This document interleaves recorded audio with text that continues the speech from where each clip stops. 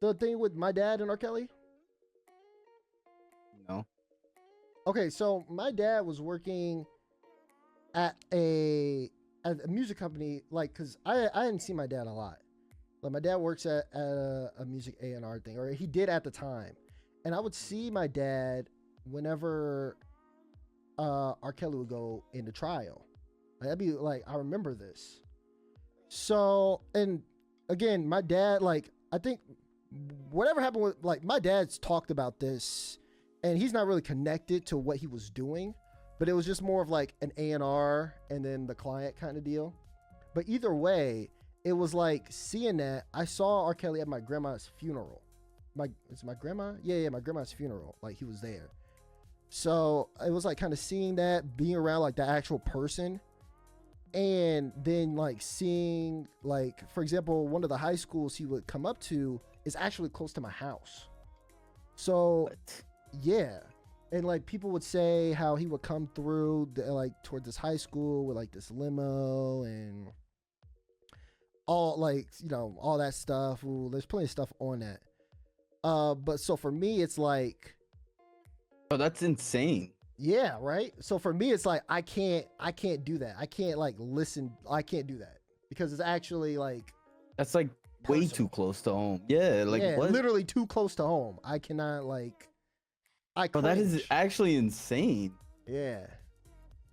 I don't really talk about like yeah, I tell you, like, I'm doing like the DJing stuff and all that, and like it's kind of like low key, like a deal, like a kind of a big thing, but like yeah, that's like a whole nother deal. So yeah, it's like, I mean it makes a lot of sense, bro. Yeah. I mean, I don't listen to R. Kelly at all, but right, but there are people who will defend that, you know, and they'll just sit there and be like, I remember I was at a train station once going to see somebody, and this lady, this was like right when it was all happening, and this lady was like, I don't care what he did, you hear this? Like, this is such good music, and I'm sitting there, I'm like, bro, like, what are you talking about? Because then like, I feel like you have to draw a line at some point, because if you don't, then you're telling somebody they could do anything and it just doesn't matter because they're making like music that you like. But and it's just like not okay. I think everybody, okay, it would be way deeper. Like, we could go into a huge, deep, like, spiral of a hole. Because everybody with that much, it's essentially power, has so much privilege. Like, they can do a bunch of things that are like messed up and get away with it, or to a certain extent not be looked at in such a negative light in that way. Like, I don't know, I think it's just like, for me, if we're going back to the music thing, disassociating artists from their music, I still listen to Kanye, his old stuff. I don't think his views are all that great at all, and I don't really listen to him for his views. I listen to him for his music. And another artist I listen to and I'll actually be jamming to and actually puts me in a good mood is listening to Michael Jackson music.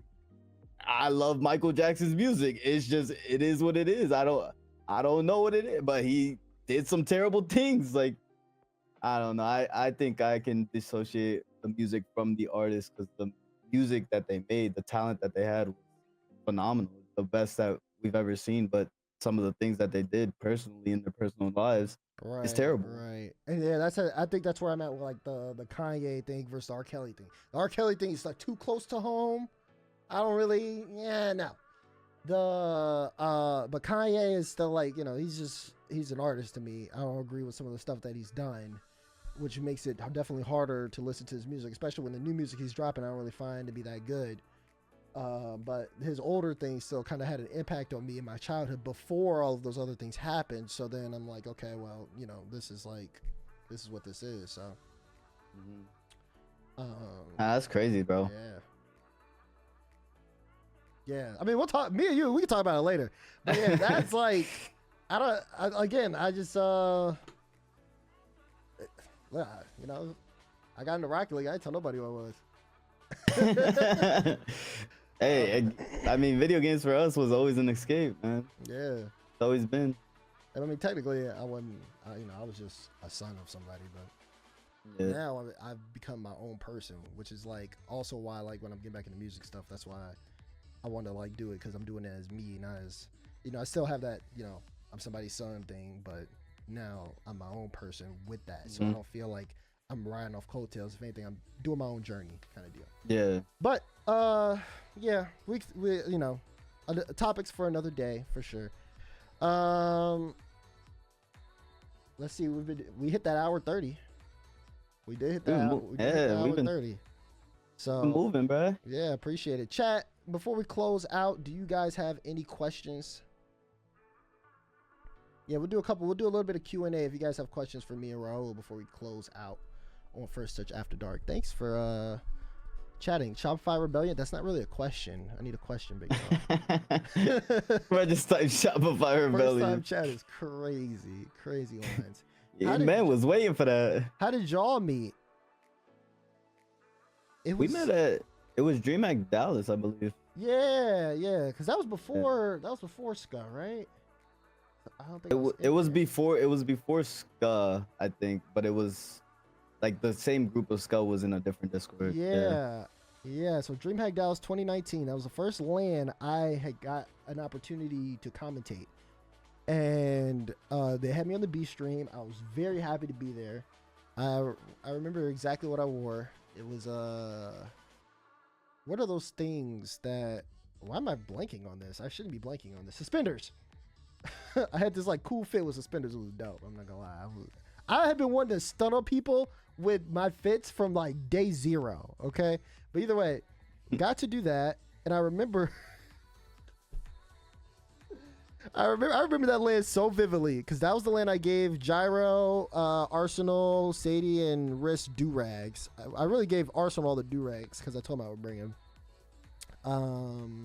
It was all rocking that too. Yep. It was the same LAN Monkey Business played against G2, and everybody was yelling at G2 over at the practice area. Bro, I thought they were winning. I thought they were winning. Every time I heard the screams, I was like, yo, G2's actually losing. Go over, they're getting smacked 6-1. It's like, okay, they're just screaming at the one goal they're getting each game. Yeah.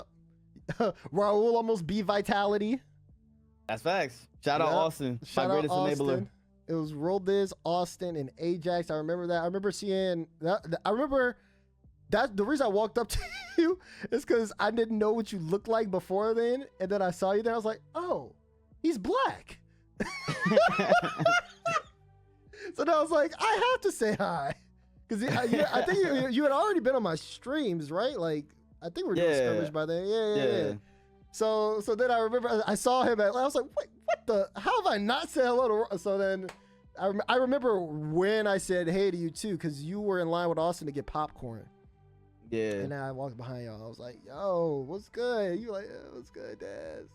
That was cool. Bro, it was cool. It was cool getting to meet. I think that was the first LAN I went to too. So it was cool to meet like everybody, and specifically from the friend group that I was in, which was Ska. Like it was, everybody was there. So, and then first time meeting Daz, a lot of just different people. Like there was so many people there that I didn't realize that I met the first time there until like way later. And I was like, oh, that's where I met them. Like everything was DreamHack Dallas. It was stuff. Nah, DreamHack Dallas is a very underrated LAN, because there was actually a lot of people who met up there, and it was pretty crazy too. There were some highs. There were definitely some lows. We won't talk about the lows on show. That's a good question. That's how we met. Let's see. What other questions do we have? What's Raul's relationship like with Meg Thee Stallion? You know how Rizzo was in that one video that Athena took? That's it right there. Sounds like a parasocial relationship. Well, I don't think about her every day, but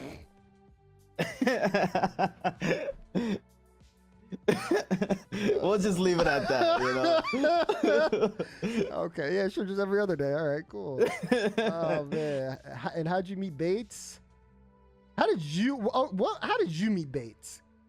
Bro, I met Bates, bro. Okay, so we're going way back when. Okay. The come up of Bates is me hearing about Bates being so delusionally confident. Bates has not changed. He's not changed. Yep. Delusionally confident in rank 6-mans. He was, I think he was in, it was either rank B or he would like transition from B to A every single month. And he would be at the bottom of A. No one ever wanted him on his team. And the top of B, like literally the top of B, he'd be the best player in B and saying he deserved A all the time. And everybody would like, we would go down into A to watch his matches and everything. And then there's be a couple people that would completely trash talk Bates, and Bates would defend his life and his honor like he normally does. You see Bates do. Yeah. And eventually I realized that Bates was like me being me. I realized Bates was black. So I was like, yo, I gotta take him in. So I brought him into Ska, and his little nickname on Discord was "This is little bro." This is little bro. And then Bates would just join the Discord and like actually start to get to know everybody, and we would just like, he would argue like nonsense points that he's continued to ever do, and pretty much our friendship just grew that way. Eventually Dad started joining the Discord with us, and we started arguing about stupid things almost every single day. It felt like we were in a call, we would argue every time. Oh my god! And it didn't even matter where. And then here we go. We have and then first touch. We have a show now. I first met Bates in the Rocket League Discord, the actual Rocket League Discord, where they had the esports channel. This is back when Cloudfield was still running it, or maybe he was just finishing it or something around there. And Bates was arguing with Cloud so crazy. And back then, Cloud was like big boss. You know, like you weren't messing with Cloud. Like he was big boss. So I saw that and I was like, dude, what? This dude is crazy. And then stuff he would argue about would also be crazy. So then I would argue with him on there. And I'd be like, this dude is just crazy. Like I remember there was one day where I was just watching him argue with people, and I was just like, this dude is actually crazy. And then, like Raul said, we all met once I joined Ska, and then we would hang out there. We'd also hang out in some other Discords, and anytime all three of us were in there, we would talk about the game, and Bates would say a dumb take, and out of all of us, right, you guys would probably think Raul would be the most vulgar one, but in reality, it was probably me. I want to say I was the one who was cursing him out the most, like probably cursing him out. Maybe, like, I'd be like laughing at both of y'all, and then like saying Bates, you're stupid or something like that, for whatever it was, or depending on what the argument was. Yeah, like me and him, like we butt heads. Me and Bates probably butted heads really hard all the way until, honestly, probably like first touch season 2. I think you guys still butt heads sometimes, but like you know now that it's a little different. Like, I think we butt heads now, but we have this foundation that we're family. So it's like even all of us, including you, me, like all of us have that kind of idea where we'll always argue with each other now, but instead it's like we had to grow with each other and like have like build our relationship. Now we have like a relationship with each other where we're all close. So it's never gonna be like super deep or super crazy, because at the end of the day we all like have the same goals. We all care about each other. So much better now. But yeah, there was definitely a lot of growth in that time. When Daz was on NRG, slander was at an all-time high. I would say Bates really hasn't changed too much though. Like he might have tamed a little bit, but I mean, core Bates is core, but I do think he's grown a lot. I do think he has grown a lot. Like, cause I just remember it, man. Those arguments were way like super heated. But it's definitely like, I think now it's more of like he's not gonna. It's the how he sounds. You know what I mean? Like he's very animated, very loud. He'll concede though. Like I think Exactly, he you know what I concedes mean? now. Like, he concedes sometimes now. Yeah, so I've seen it for sure. So yeah, no, that's all of us. That's how we've all met. And yeah, let's see. We're approaching that 45 mark, so we'll take a couple more questions. Let me see. Wait, is that at me? Who's your favorite argument payer? Mine is Johnny and Bates. Argument payer is crazy. Can I join FT? It's not that simple. Need more thought on that argument question. I'm not really too sure. Favorite all-time roster. All-time roster? Probably Peeps. Peeps your all-time favorite roster? Yeah, I think. Well, no. I want to say NRG. I'd probably say NRG. I like half of that. Like I argue with y'all a lot. That was a lot of passion in those arguments. I did really love that That's true. roster. So Mine's probably. I don't know, bro. I was a big Rogue fan for FK. I was huge. Rogue I was huge on Rogue. It was I simply remember that because FK. you used to turn your room blue when we did the OT Bro, episodes. yeah, good, bro. FK was that good back then, bro. Like he was, in my opinion, the best player in the game. Like back then, I think FK was on top. But yeah, I would say probably that. Okay, last one. Favorite FT trio memory so far? Man. Favorite FT trio, bro. There's been so many. The first one that always comes to mind is LA. When we did the desk. Yeah, so far. Yeah, there's a couple reasons why. One, because that was my first time hosting the First Touch pre-show. It was also the first time the desk was outside, and we had a crowd around us for it. Yep. It was our first LAN and our first like pre-show with a crowd since the pandemic.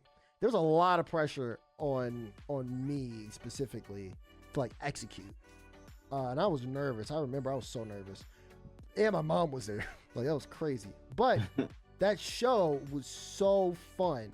I think Sundays was the better one. Saturdays was rough, but Sundays was the better one because remember, what did we do? We had fan questions. Mm-hmm. And the one that always comes to mind first is when Rome said, "Who's the best dressed on the show?" And then we all looked at each other, and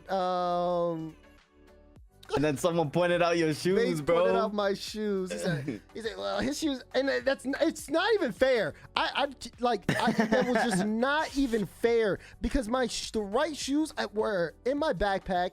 Y'all don't understand how long it took to go from the green room to the desk. It took forever to go from the green room to the desk, and I just had all comfortable shoes because I didn't want my feet to hurt. And then I just forgot about them, but I'm sitting here and I'm like, okay, no one's gonna see these. I'm sitting behind the desk, like it should be fine. This dude Bates calls it out. Yeah, too bad, buddy. And then I see the gym camera moving across the screen, and I'm like, there is no shot these guys are going for my feet right now. And then you just see my feet in front cam, and I'm hiding my feet from the world. 100,000 people watching, and I'm like, ah! Like hiding my feet. Bro like, got Jordans on. 100,000 people watching. Bro has Jordans on. He's in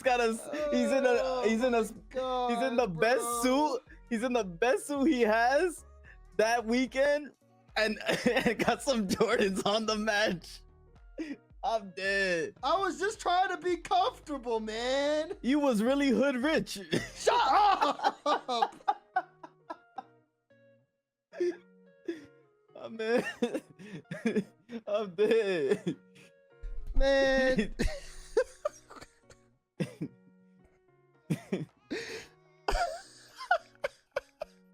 That's Look, crazy though, man. Look, man.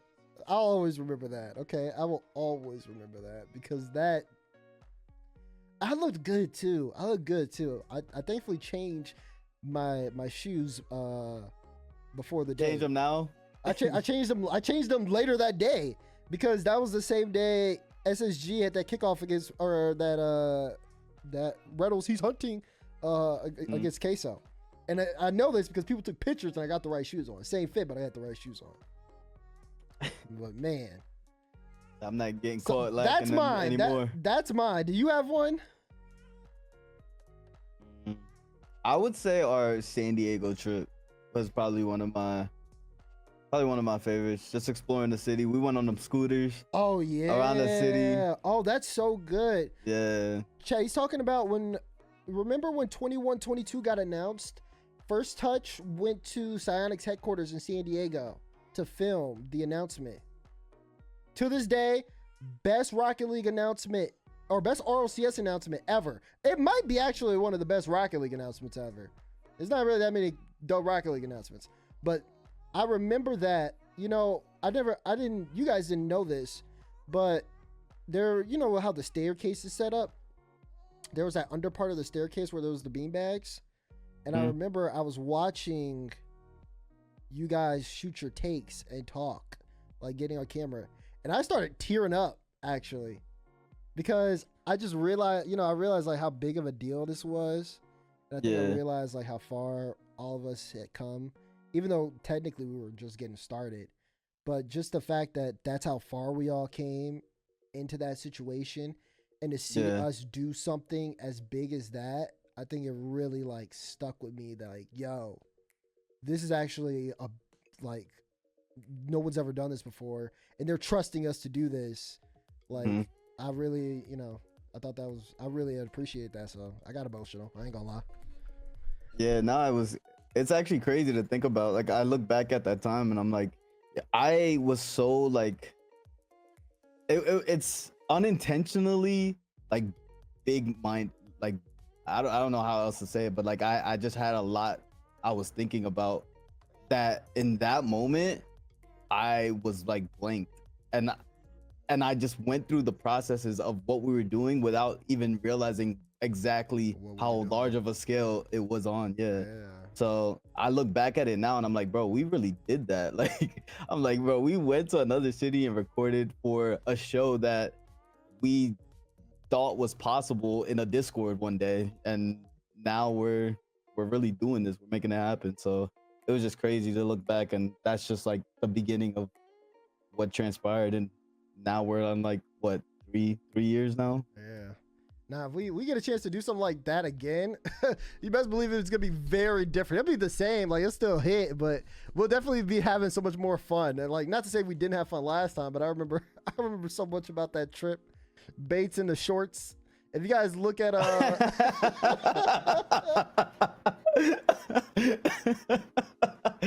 oh no, not the shorts, bro. The shorts. If you guys look at at that intro again, there's a cut of Bates, right? And he's smiling, and you're like, oh, he's smiling. But what he's really doing is he has his hands behind his back, covering up his butt. He's covering that butt, man.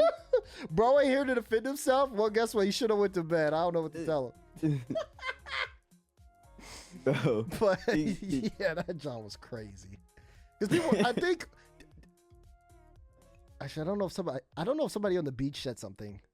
Oh, someone on the beach definitely said something. That's what I thought. That's what I thought. I remember. I remember the camera guys were wilding, bro. Like, yes, no, camera crew was doing him dirty. They might have a file on him somewhere. I low-key, like, at some points, it was different because Bates was like running with the bit a little bit, so I was like, maybe Bates is comfortable or something, but like I was like Bates getting flirted with a little bit, like. Flirted with is crazy. That is crazy. But yeah, no, definitely that's a good one. That's actually a really good one now I think about it. Cause we had got initial reactions. We saw the trailer before everybody did. we saw all the new stuff, and we were just like, man, this is cool. Like, this is super cool. I appreciated that so much. So, as we always, that's why at the end of every stream, my first time, you always say thank you Psionics for letting us put this on and all this stuff, because the team there at the time, love them. But Sure. yeah, man, good After Dark episode. Good After Dark episode. I didn't think we were gonna chat for this long, but we did. This is this the longest episode yet? Probably, yeah. Probably might Dang, be one of bro. the wildest ones too. I don't know. We did Who would cover have a lot. who would have thunk? Who would have? Without Bates? A yapper? I know, right? Oh, there we go. I appreciate it. Look, I appreciate it. I appreciate everybody who tuned in and watched today. Thank you guys for tuning in to First Touch After Dark. We appreciate it. And you already know, First Touch will be on Wednesday, twitch.tv/Rocket League. We'll be chatting about everything that's going on with the scene, giving you guys updates on this, that, and the other. But thank you guys for tuning in to listen to me and Raul yap a bit. So, with that being said, Raul, closing thoughts?